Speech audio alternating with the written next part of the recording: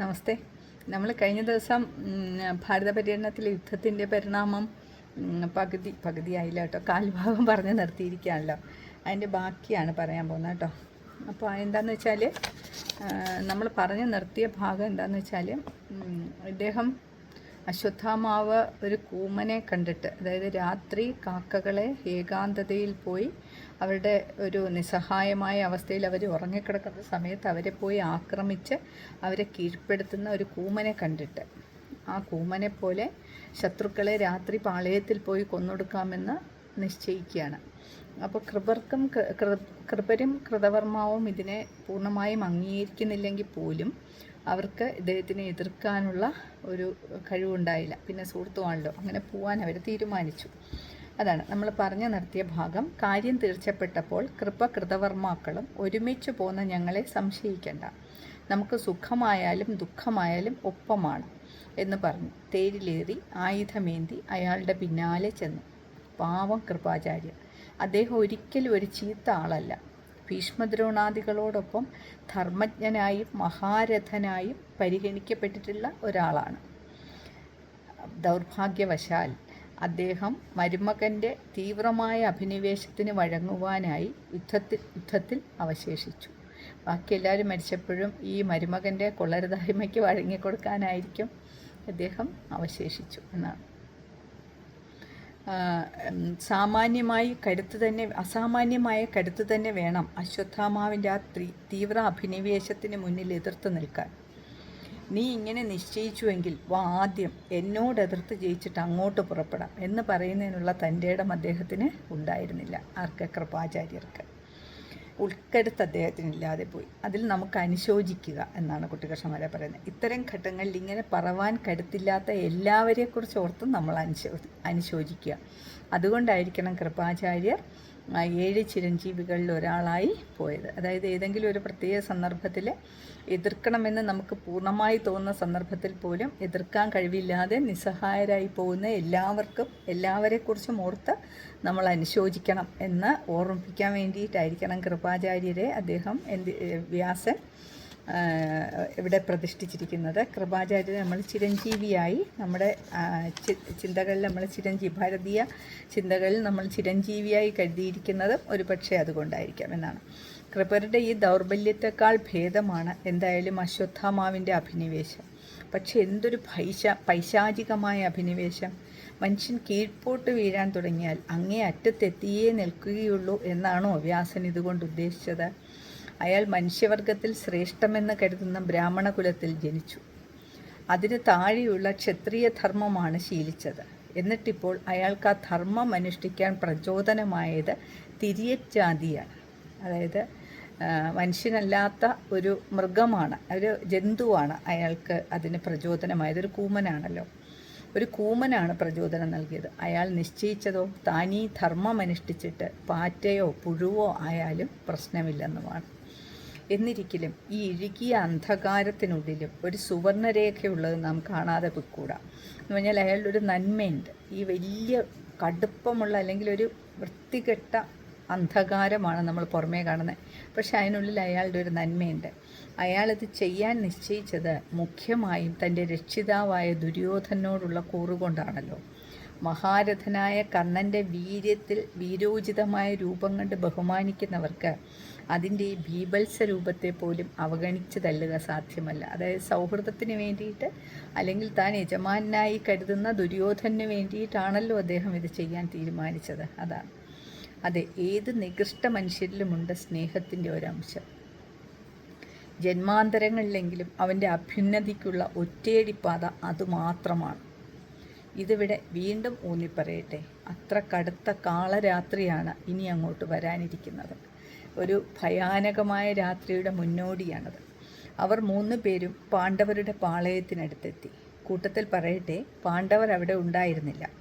ഇന്ന് മംഗളത്തിന് വേണ്ടി നാം പാളയത്തിൽ നിന്ന് പുറത്തുനിന്ന് പാർക്കണം എന്ന് പറഞ്ഞ് കൃഷ്ണൻ അവരെയും സാത്വികിയെയും കൂട്ടി ഓഘവതി നദിയുടെ തീരത്ത് പോയി ഇരിപ്പായിരുന്നു. ദ്രൗണി ശിബിരദ്വാരത്തിൽ വെച്ച് പടകുടീരത്തിൽ കടക്കുന്നതിന് മുമ്പ് കൃപ കൃതവർമാക്കളോട് പറഞ്ഞു, ഞാൻ ശിബിരത്തിൽ കടന്ന് കാലനെ പോലെ പ്രവർത്തിക്കും. ഒറ്റ ഒരുത്തനും നിങ്ങളുടെ അടുക്കൽ നിന്ന് ജീവനും കൊണ്ട് പോകാതിരിക്കാൻ ശ്രദ്ധിച്ചു കൊള്ളണം. എന്നിട്ട് അയാൾ ശിബിരത്തിലേക്ക് ചാടിക്കടന്നു. തനിക്ക് ആ സ്ഥലമെല്ലാം അറിയാം. അയാൾ നേരെ ദൃഷ്ടദ്യുമ്നൻ കിടക്കുന്ന മുറിയിലേക്ക് ചെന്നു. ദൃഷ്ടദ്യുമ്നൻ എന്ന് പറഞ്ഞാൽ ദ്രുപദൻ്റെ പുത്രനാണ്, അതായത് ശിഖണ്ഡിയുടെയും പാഞ്ചാലിയുടെയും സഹോദരൻ. ഈ ദൃഷ്ടദ്യുമ്നനാണ് ദ്രോണരെ കൊന്നത്. ദ്രോണരെ അശ്വത്ഥാമാഹത എന്ന് പറഞ്ഞ ദ്രോണർ ആയുധം വെച്ചിരുന്നപ്പോൾ ഈ ദൃഷ്ടദ്യുമ്നനാണ് തേരിലേക്ക് ചാടിക്കയറി ദ്രോണരെ കൊന്നത്. ആ ദൃഷ്ടദ്യുമ്നൻ്റെ സമീപത്തേക്കാണ് പോകുന്നത്. ദ്രുപദ രാജാവിന് 3 മക്കളാണ്. ഒന്ന് ശിഖണ്ഡി, മറ്റൊന്ന് ദ്രൗപദി, ഇത് ദൃഷ്ടദ്യുമ്നൻ.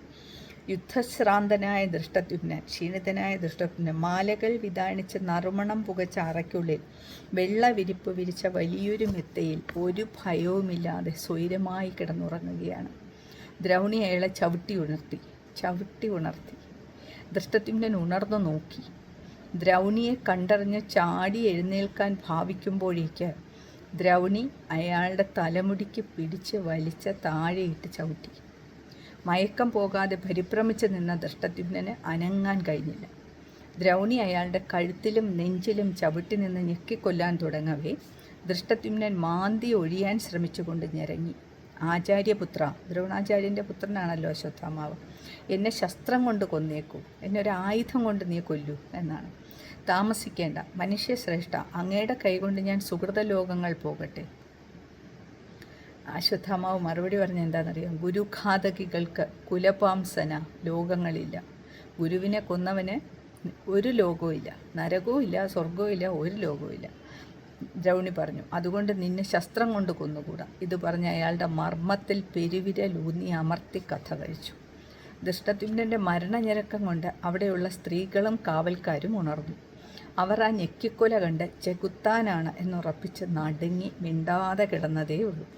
ദ്രൗണി പിന്നെ പുറത്തു കടന്ന് ശിബിരങ്ങളിലേക്ക് പുറപ്പെട്ടപ്പോൾ ആ സ്ത്രീകളും കാവൽക്കാരും വേഗം ഓടിവരണേ എന്ന നിലവിളിയായി. കൂടാരങ്ങളിലാകെ ബഹളമായി. ദ്രൗണിയോ മുന്തിയ ആളുകളെ ചെന്ന് ചവിട്ടിക്കൊന്നു.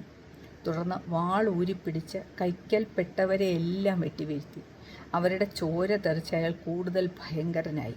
അത് കണ്ട ആളുകൾ അയാളെ രാക്ഷസനെന്ന് കരുതി കണ്ണ് ചിമ്മി. ദ്രൗപദിയുടെ 5 പുത്രന്മാരും മറ്റും എതിർത്ത് നോക്കി. പക്ഷെ ദ്രൗണി അവരെ എല്ലാവരെയും വയറു പൊളിച്ചും കൈവെട്ടിയും തലയരിഞ്ഞും വായിൽ വാൾ കടത്തിയും മറ്റും ബലികഴിച്ചു. ശിഖണ്ഡിയെ, ഭീഷ്മരുടെ എതിരാളിയായ അംബയുടെ പുരുഷാവതാരത്തെ 3 തുണ്ടമാക്കിയിട്ടു. ആളുകൾ ഉറക്കപ്പിച്ചും ഭയവും പിടിപെട്ട് അങ്ങുമിങ്ങും പായുകയായി. അവർക്ക് ആയുധവും വസ്ത്രവും ഒന്നും കയ്യിൽ കിട്ടിയില്ല. ചിലർ നിലത്ത് തന്നെ അമർന്നു കിടന്നു. അവരെ പകച്ചു പായുന്ന ആനകൾ ചവിട്ടി അരച്ചു. ആളുകളുടെ പലതരം നിലവിളികൾ കൊണ്ട് കൂടാരമാകെ മുഴങ്ങി. ഉറക്കത്തിലായിരുന്നല്ലോ എല്ലാവരും. അപ്രതീക്ഷിതമായ ആക്രമണമല്ലേ, എന്താണ് സംഭവിച്ചെന്ന് പോലും അവർക്ക് മനസ്സിലായില്ല. അതാണ് ഒരു ഭയാനകമായൊരവസ്ഥയിലേക്ക് കാര്യങ്ങൾ മാറി. ശിബിരത്തിൽ നിന്ന് പുറത്തു ചാടി ഓടാൻ ചെന്നവരെ ദ്വാരദേശത്ത് വെച്ച് കൃപരും കൃതവർമാവും കൊന്നൊടുക്കി. ദ്വാരദേശത്ത് നിൽക്കുകയാണ് കൃപരും കൃതവർമാവും. ഇവിടുന്ന് ഓടി ഇവൻ്റെ കയ്യിൽ നിന്ന് രക്ഷപ്പെട്ട് ഓടി പുറത്തേക്ക് ചെല്ലുന്നവരെ ഉടനെ തന്നെ ഇവർ 2 പേരും കൂടെ വെട്ടിക്കൊന്നു. ആയുധ കവചാദികളില്ലെങ്കിലും തൊഴുതു കുമ്പിട്ട് നിന്നാലും ഒരുവനെയും അവർ വിട്ടില്ല. അവർ പിന്നെ ദ്രൗണിയെ പ്രീണിപ്പിക്കാനായി, ദ്രൗണിയെ സന്തോഷിപ്പിക്കണമല്ലോ, അതിനായി കൂടാരങ്ങൾക്ക് 3 വശവും തീയും കൊടുത്തു. ആ വെളിച്ചത്തിൽ ദ്രൗണി നടന്ന് കൈമിടുക്കോടെ വെട്ടിക്കൊല നടത്തി. പാഞ്ഞെടുക്കുന്നവരെയും പാഞ്ഞൊഴിയുന്നവരെയും ഒരുവനെയും കൈയൊഴിച്ചിട്ടില്ല. മുഴുവൻ ചത്തവരും പാതിച്ചത്തവരുമായ ആളുകളെ കൊണ്ടും ഗജാശ്വങ്ങളെ കൊണ്ടും ഭൂമി ഭീമദർശനമായി. സർവത്ര കൂട്ടനിലവിളി തന്നെ. ഒടുക്കമത് നേർത്ത് മൂളലായി ഞരക്കമായി അടങ്ങി. ആളുകൾ മരിച്ച് പോയി, ഒരുപാട് പേര്. പ്രഭാതമായി. മനുഷ്യച്ചൊരയിലാണ്ട ദ്രൗണിയുടെ വാൾപ്പിടി കൈപ്പടത്തോട് ഒട്ടിപ്പിടിച്ച് ഒന്നായിത്തീർന്ന പോലെയായി. എത്ര ഭയാനകമായൊരു കാഴ്ചയാണെന്ന് ആലോചിച്ചൊക്കെ. അയാൾ പിടിച്ച വാള്, ആ ചോരയുടെ ഒരു വിഴുവിഴുപ്പുണ്ടല്ലോ, അത് പശപ്പ്, ആ പശപ്പും കൂടെ ചേർന്ന് വാൾപ്പിടി കയ്യിൽ ഒട്ടിപ്പിടിച്ച പോലെയായി. രാത്രി ആളുകൾ ഇറങ്ങി എത്രയ്ക്ക് നിശബ്ദമായ ശിബിരത്തിലേക്കാണോ, ആളുകൾ ഉറങ്ങി എത്ര നിശബ്ദമായ ശിബിരത്തിലേക്കാണോ താൻ കടന്നു ചെന്നത്, ആളുകൾ കൊല്ലപ്പെട്ട് അത്രയും നിശബ്ദമായ ശിബിരത്തിൽ നിന്ന് അയാൾ പുറത്തു കടന്നു. പ്രഭാതമാകുമ്പോഴേക്കും അയാൾ പുറത്തു വന്ന് 3 പേരും കഥയെല്ലാം പരസ്പരം അറിയിച്ചു. കൈകൊട്ടി ഭാഗ്യം ഭാഗ്യം എന്നാർത്തു വിളിച്ചു. എന്നിട്ട് അവർ ദുര്യോധനൻ്റെ അടുക്കലേക്ക് പുറപ്പെട്ടു. അവരെല്ലാവരും കൂടെ നേരെ ദുര്യോധനെ കാണാൻ പോയി. ദുര്യോധനൻ അവിടെ കിടക്കുകയാണല്ലോ. അവർ ചെല്ലുമ്പോഴേക്കും ദുര്യോധനൻ നന്നേ കുറച്ചേ ജീവൻ ബാക്കിയുണ്ടായിരുന്നുള്ളൂ. വേദന മുഴുത്തും ശ്വാസമെടുത്തു വലിച്ചും ചോര ഛർദ്ദിച്ചും നിലത്ത് ചൈതന്യമറ്റരുളുകയാണ്. കടിച്ചു വലിക്കാൻ വെമ്പുന്ന കുറുക്കന്മാർ ചുറ്റും ചുഴന്നിരിക്കുന്നു. അയാൾ നന്നെ പണിപ്പെട്ട് അവയെ ആട്ടിയകറ്റുന്നുണ്ട്. ചോരയിലാണ്ട ഈ 3 പേരും കുതിച്ചും കൊണ്ട് ചെന്ന് അടുത്തിരുന്നു. ദ്രൗണി പറഞ്ഞു, ദുര്യോധന, ജീവിക്കുന്നുണ്ടല്ലോ കേൾക്കാൻ കൊതിക്കുന്നത് കേട്ടോളൂ. പാണ്ഡവരിൽ വാസുദേവനും സാത്വികിയും ഉൾപ്പെടെ 7 പേരും നമ്മളിൽ ഞങ്ങൾ 3 പേരും മാത്രമേ ഇനി ബാക്കിയുള്ളൂ. ദ്രൗപദിയുടെ മക്കളും ദൃഷ്ടദ്യുമ്നനും പാഞ്ചാലന്മാരുമൊക്കെ കൊല്ലപ്പെട്ടു. ചെയ്തതിനെല്ലാം പകരം പറ്റി. ദൃഷ്ടദ്യുമ്നനെ ഞെക്കിക്കൊന്നു. ദുര്യോധനൻ വീണ്ടും ഒരു ചൈതന്യം വന്ന് പറഞ്ഞു, എനിക്ക് ഭീഷ്മരും കർണരും ദ്രോണരും ചെയ്തു തരാത്തതാണ് നിങ്ങൾ 3 പേരും കൂടി ചെയ്തു തന്നത്. ആ ചെറ്റ ചികണ്ടിയെ കൊന്നതിൽ ഞാനിന്ന് ഇന്ദ്രനെ പോലെയായി. നിങ്ങൾക്ക് നല്ലത് വരട്ടെ. സ്വസ്തി. ഇനി സ്വർഗത്തിൽ കാണാം. അയാളുടെ ശബ്ദം നിന്നു.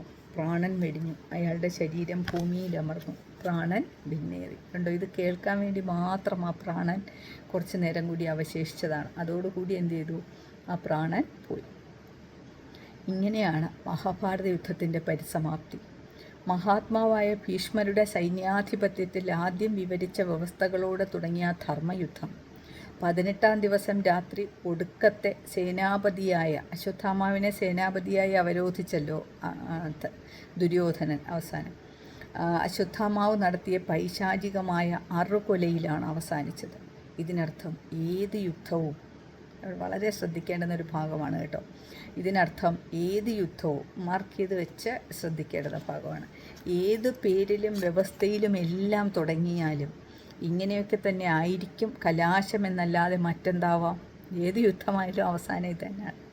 യുദ്ധത്തിൻ്റെ മുഖ്യ നേതാവായ ധാർത്തരാഷ്ട്ര ജ്യേഷ്ഠന്, അതായത് ദുര്യോധനൻ, ധൃതരാഷ്ട്രൻ്റെ മൂത്ത പുത്രന് വ്യാസൻ സുയോധനനെന്നും ദുര്യോധനെന്നും വിരുദ്ധാർത്ഥമായ 2 പേരിട്ട് വ്യവഹരിച്ചതിലും ഈ ഒരു ആശയം ഉൾച്ചേർന്നിരിക്കുന്നു.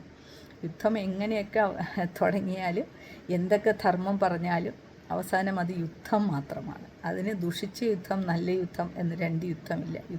യുദ്ധം മാത്രമാണ്. അതാണ്. അപ്പോൾ പാശ്ചാത്യ സാഹിത്യത്തിലെ എപ്പിക്കുകളെപ്പോലെ ചില യുദ്ധവീരന്മാരുടെ പരാക്രമം വർണ്ണിപ്പാൻ വേണ്ടിയല്ല, നേരെ മറിച്ച് മനുഷ്യചരിത്രത്തിൽ യുദ്ധം വരുത്തി വയ്ക്കുന്ന ഭയങ്കര ദുരന്തത്തെ എടുത്ത് കാട്ടിപ്പാൻ വേണ്ടിയാണ് ഭാരത ഇതിഹാസം രചിക്കപ്പെട്ടത് എന്ന് പറയാൻ സംശയിക്കേണ്ട. അതായത് വീരന്മാരുടെ ചരിത്രം വരിക്കുകയും ഹീറോയിസം കാണിക്കുകയും ചെയ്യുക എന്നുള്ളതല്ല ഇവിടെ മഹാഭാരതത്തിലെ കുരുക്ഷേത്ര യുദ്ധം കൊണ്ട് വ്യാസൻ ഉദ്ദേശിച്ചത് എന്നാണ് കുട്ടിക്കൃഷ്ണന്മാർ പറയുന്നത്.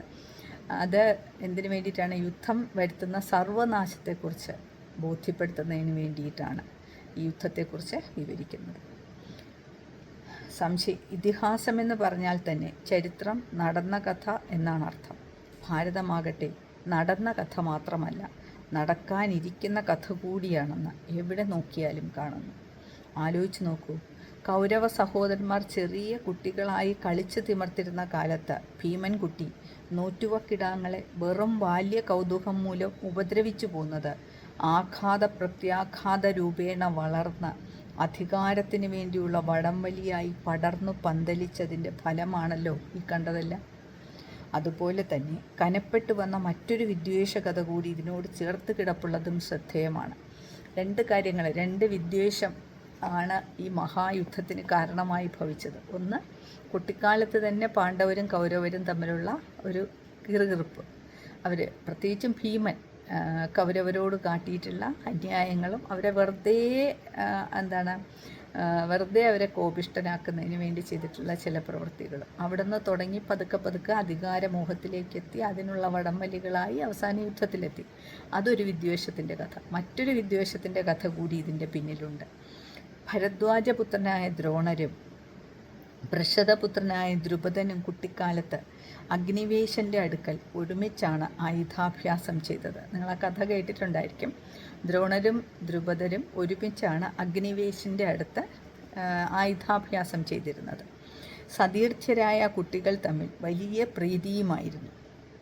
അന്ന് ദ്രുപദൻ സൗഹാർദ്ദവശാൽ ചങ്ങാതിയോട് പ്രതിജ്ഞ ചെയ്യുകയുണ്ടായി. കുട്ടിക്കാലത്ത് രണ്ടുപേരും ഭയങ്കര സുഹൃത്തുക്കളായിരുന്നപ്പോൾ പ്രതിജ്ഞ ചെയ്തു, എൻ്റെ അഭിഷേകം കഴിഞ്ഞാൽ രാജ്യം താങ്കൾക്കു കൂടി ഉള്ളതായിരിക്കും. ദ്രുപദൻ ദ്രോണരോട് പറഞ്ഞു. എന്നാൽ യഥാകാലം ദ്രുപദൻ രാജ്യാഭിഷിക്തനായി. ദരിദ്രനായിരുന്ന ദ്രോണർ ചെന്ന് പഴയ സൗഖ്യവും പ്രതിജ്ഞയും ഓർമ്മിപ്പിച്ചു. രാജാവ് ചിരിച്ചും കൊണ്ട് പറഞ്ഞു, ബ്രഹ്മൻ, അങ്ങയ്ക്ക് ബുദ്ധിസംസ്കാരമില്ല.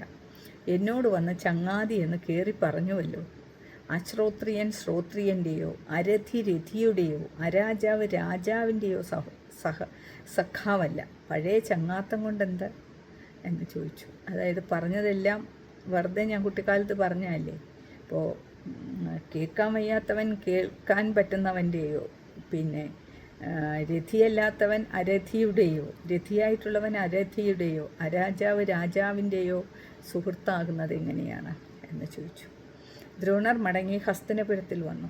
ഭീഷ്മരുടെ അപേക്ഷ അനുസരിച്ച് കൗരവകുമാരന്മാരുടെ ആചാര്യനായി ചേർന്നു. അദ്ദേഹം ആദ്യമേ ശിഷ്യരോട് ആവശ്യപ്പെട്ടത് ഇതാണ്: എൻ്റെ ഉള്ളിലൊരു വിചാരമുണ്ട്. നിങ്ങൾ വിദ്യാഭ്യാസം കഴിഞ്ഞാൽ അത് നിറവേറ്റിത്തരണം. ഉണ്ണികളെ, അത് ആണയിടുവിൻ. മറ്റു കുട്ടികൾ മടിച്ചിരിക്കെ ഉശിരനായ അർജുനൻ ആ പ്രതിജ്ഞ ചെയ്തു. ദ്രോണർ അർജുനൻ്റെ മൂർധാവിൽ മുകർന്നു പുണർന്നു.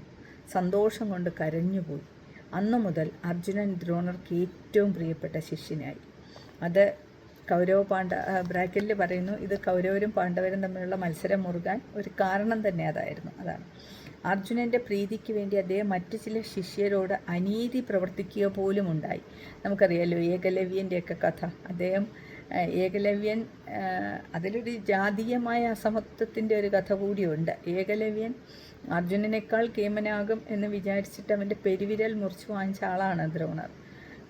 അത്രയ്ക്ക് താല്പര്യമായിരുന്നു. ഒരുപക്ഷെ അശ്വത്ഥാമാവിനോളമോ അതിനേക്കാൾ ഒരുപടി മുകളിലോ ആയിരുന്നു ദ്രോണർക്ക് അർജുനൻ. അതാണ്. ആയുധാഭ്യാസം കഴിഞ്ഞ് ഗുരുദക്ഷിണയുടെ സമയമായപ്പോൾ അദ്ദേഹം ശിഷ്യരോട് പറഞ്ഞു, പാഞ്ചാല രാജാവിനെ പോയി പിടിച്ചു വന്നു തരണമെന്നായിരുന്നു. അർജുനാദികളായ കൗരവർ ചെന്ന് രാജ്യം കീഴടക്കി ദ്രുപദനെ പിടിച്ചുകൊണ്ടുവന്നു കൊടുത്തു. ദ്രുപദനോട് ദ്രോണർ ചിരിച്ചുകൊണ്ട് പറഞ്ഞു, മാന്യരെ, ഞാൻ വീണ്ടും അങ്ങയോട് സഖ്യം പ്രാർത്ഥിക്കുന്നു. പാഞ്ചാല രാജ്യത്തിൻ്റെ പകുതി അങ്ങേക്ക് തരാം. ആ രാജാവ് രാജാവിൻ്റെ സഖാവ് ആവില്ലല്ലോ. അതായത് രാജാവല്ലാത്തവൻ രാജാവിൻ്റെ സുഹൃത്താവാൻ വഴിയില്ലല്ലോ. അതുകൊണ്ട് പാഞ്ചാല രാജ്യം ഇപ്പോൾ എൻ്റേതാണ്, ദ്രുപദൻ്റെ രാജ്യമേ. അതിൻ്റെ പകുതി ഞാൻ താങ്കൾക്ക് തരാം എന്ന് പറഞ്ഞു. ദ്രുപദനാകട്ടെ, താങ്കളുടെ പരാക്രമത്തിൽ എനിക്ക് പ്രീതിയായി, എന്നോട് പ്രീതി വേണമെന്ന് പറഞ്ഞു. വാസ്തവത്തിൽ ഒരു പ്രീതിയും ഇല്ലാതെ മടങ്ങിപ്പോയി. ദ്രുപദന് ഭയങ്കരമായ ദേഷ്യമാണ് വന്നത്, പക്ഷെ അത് ഭാവിച്ചില്ല. അദ്ദേഹം മടങ്ങിപ്പോയി. അന്ന് തൊട്ട് ദ്രോണരോടുള്ള വൈരം അദ്ദേഹത്തിന് അടക്കരുതാതെയായി. ദ്രോണരെ കൊല്ലാൻ പോകുന്നൊരു പുത്രനുണ്ടായി കിട്ടുവാനായി പിന്നീട് വളരെ കാലത്തെ ശ്രമം. അങ്ങനെയുണ്ടായ മകനാണ് പാണ്ഡവ സേനാപതിയായ ധൃഷ്ടദ്യുമ്നൻ. അദ്ദേഹം കുരുക്ഷേത്ര യുദ്ധത്തിൽ ആയുധം വെച്ചിരിപ്പായ ദ്രോണരെ കയറി വെട്ടിച്ചു കൊന്നു. ദ്രോണരെ കൊണ്ട് ആയുധം വെപ്പിച്ചത് അദ്ദേഹത്തിൻ്റെ ഏകപുത്രനായ അശ്വത്ഥാമാവിൻ്റെ പേരുപയോഗിച്ചാണ്. ആ അശ്വത്ഥാമാവാണ് ഇപ്പോഴിതാ ധൃഷ്ടദ്യുമ്നനെ ചെന്ന് നിലത്തിട്ട് ചവിട്ടിക്കൊന്നത്. വൈരാഗ്യം പോകുന്ന വഴികൾ നോക്കിക്കോണം, എന്തെല്ലാം വഴികളിലൂടെയാണ്. അതെ, വൈരത്തെ വൈരം കൊണ്ടടക്കുക സാധ്യമല്ല. മാരാർ പറയാണ്, വൈരത്തെ വൈരം കൊണ്ടടക്കുക സാധ്യമല്ല.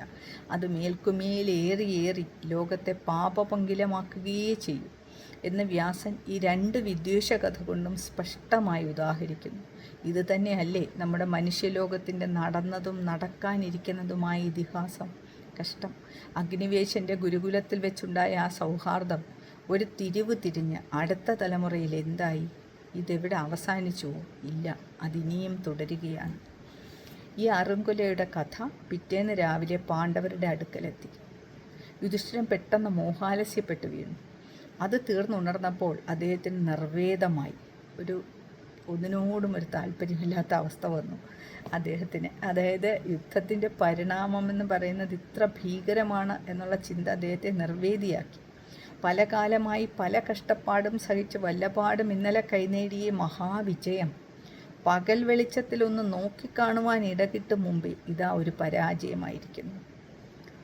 പ്രമാദം തന്നെ. പ്രമാദത്തിൽ കവിഞ്ഞ ഒരു കൊല ജീവിതത്തിലില്ല. ഈ ജയം പരാജയം തന്നെ എന്നർത്ഥം. പ്രമാദത്തിൽ കവിഞ്ഞ ഒരു കൊല ജീവിതത്തിലില്ല. സമുദ്രം താണ്ടി സമ്പാദ്യവും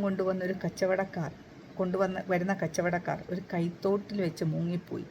സമുദ്രം താണ്ടി സമ്പാദ്യവും കൊണ്ടുവരുന്ന കച്ചവടക്കാർ ഒരു കൈത്തോട്ടിൽപ്പെട്ട് മുങ്ങി മരിച്ച പോലെ ആയിപ്പോയി ധർമ്മപുത്രരുടെ അവസ്ഥ. മരിച്ചവരോ സ്വർഗത്തിലായി. ഇനി പാഞ്ചാലരുടെ സ്ഥിതി എന്താവും? വൃദ്ധനായ അച്ഛനും സഹോദരന്മാരും മക്കളും എല്ലാം മരിച്ചിട്ട് എല്ലാവരും ആ കൊലക്കളത്തിലിറങ്ങി. ദ്രൗപദി മോഹാലസ്യപ്പെട്ടു വീണു. ഭീമസേനൻ ചെന്ന് താങ്ങി. അവൾ സാനുജനായ യുധിഷ്ഠിരനെ നോക്കി പറഞ്ഞു, അനുജന്മാരോട് കൂടി നിൽക്കുന്ന യുധിഷ്ഠിരനോട് പറഞ്ഞു, ഭാഗ്യവശാൽ മക്കൾ ധർമ്മം അനുസരിച്ച് വീണുപോയി എന്നും വെച്ച് നിങ്ങൾക്ക് ഈ നേടിയ ഭൂമി ആകെ വാണുകൊള്ളാം. അർജുന, അങ്ങേക്കും ഭൂമി മുഴുവൻ നേടി എന്ന് വെച്ച് അഭിമന്യുവിനെ മറക്കാം. എന്നോടുകൂടി എല്ലാം മറന്ന് സ്വസ്ഥമായിരിക്കാം. എന്നാൽ എനിക്കിത് പൊറുക്കാൻ വയ്യ. ആ പാപിയായ ദ്രൗണിയെ ഇന്ന് ചെന്ന് കൊന്നില്ലെങ്കിൽ ഞാനിവിടെ പ്രായോപവേശം കൊല്ലുകയാണ്. അത് മനസ്സിലാക്കിക്കൊള്ളുവിൻ.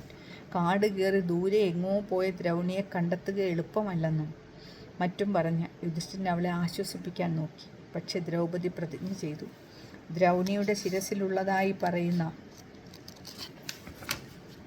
പറഞ്ഞു കേൾക്കുന്ന സഹജമായ ചൂടാമണി കൊണ്ടുവന്ന് അങ്ങയുടെ ശിരസിൽ അണിഞ്ഞു കാണണം ഞാൻ ജീവിക്കണമെങ്കിൽ. തൻ്റെ ആ നിശ്ചയം നിറവേറ്റാൻ ഭീമനെ അവൾ പ്രോത്സാഹിപ്പിച്ചു. എപ്പോഴും അങ്ങനെയാണല്ലോ, ഭീമനെയാണ് ദ്രൗപദി തൻ്റെ ആവശ്യങ്ങൾക്കൊക്കെ ഉപയോഗിക്കുന്നത്.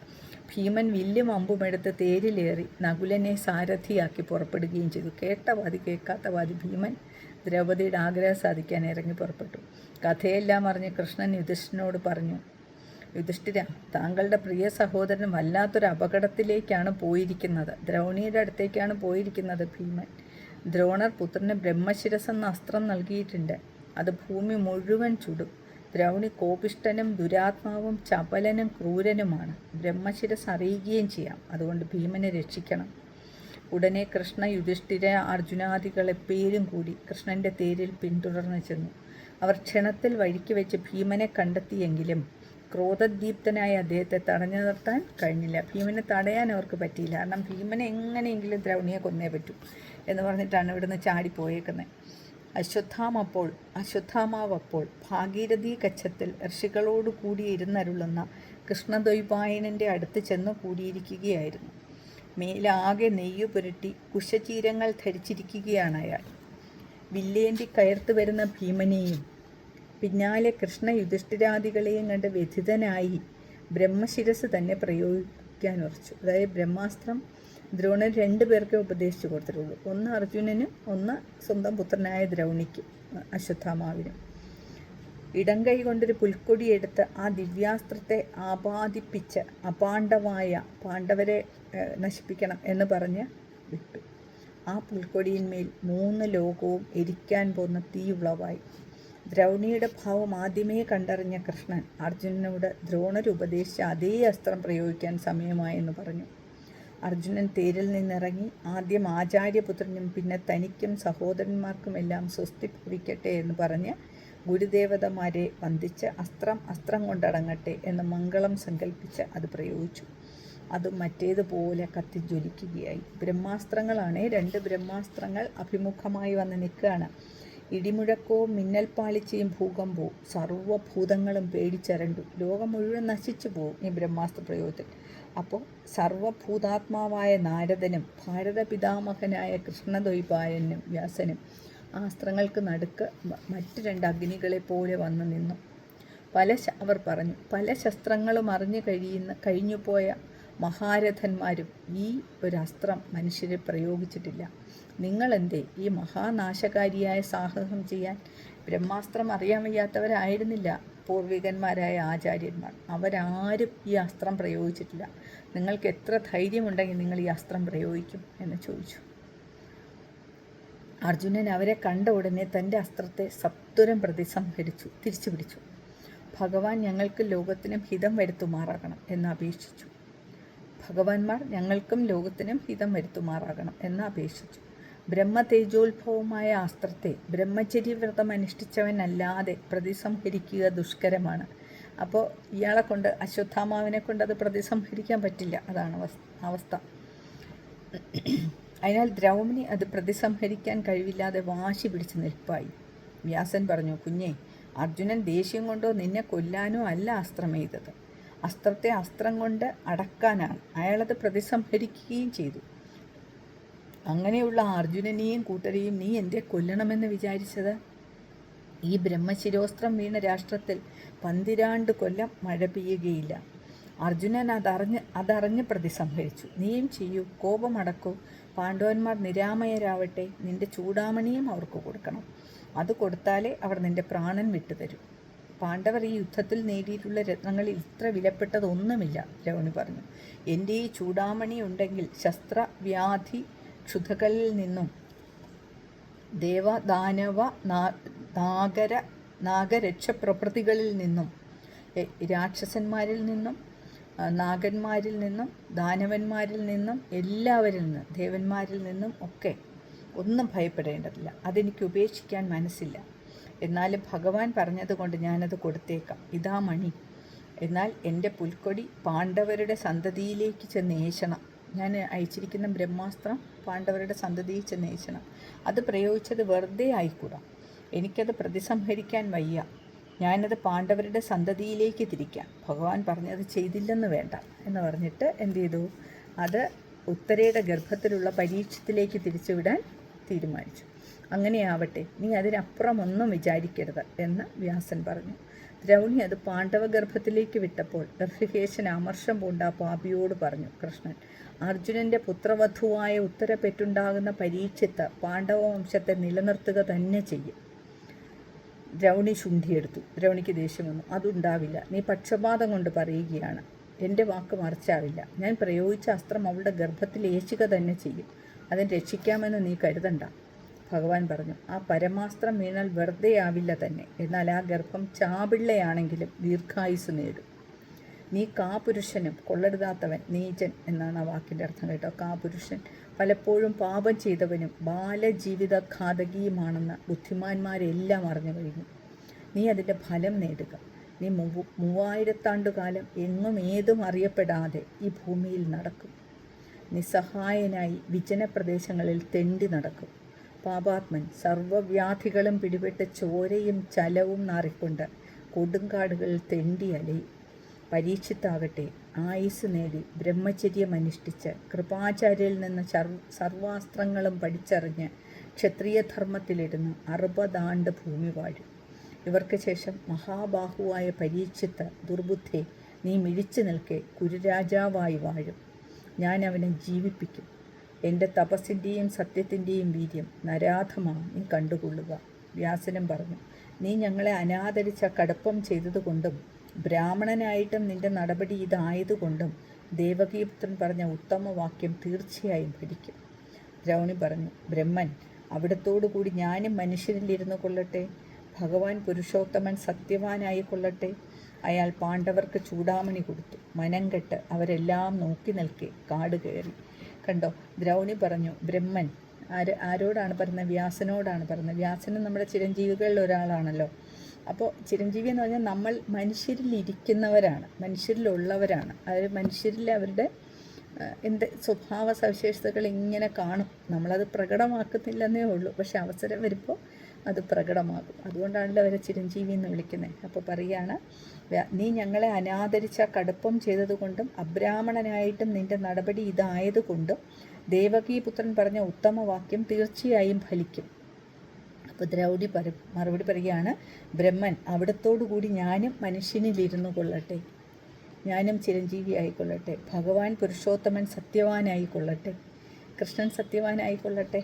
അയാൾ അവർക്ക് പാണ്ഡവർക്ക് ചൂടാമണി കൊടുത്തു. മനം കെട്ട് അവരെല്ലാം നോക്കി നിൽക്കെ കാട് കയറി. അടുത്ത ഭാഗത്ത് പറയാം കേട്ടോ. അടുത്തത് വലിയൊരു അധ്യായമാണ്. അപ്പം ഒരു വീഡിയോയും കൂടെ ഇടാം കേട്ടോ ഇതിൻ്റെ.